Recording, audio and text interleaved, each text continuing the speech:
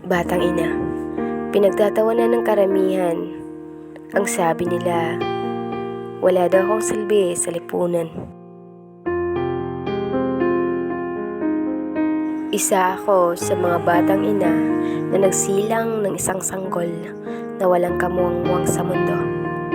Oo, inaamin ko. Bata pa lang ako, may anak na ako.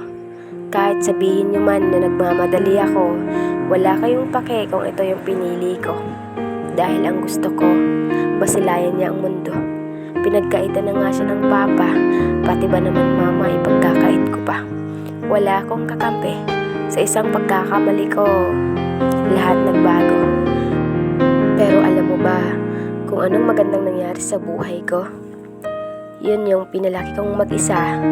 Ang batang tingin nyo ay basura, ang batang iniwan ng kanyang ama, at ang batang gustong ipalaglag ng karamihan noong una. Hindi madali ang pagiging batang ina, lalong hindi madali ang lumabang mag-isa. Huwag niyo akong husgahan dahil sa nakikita at naririnig niyo lang.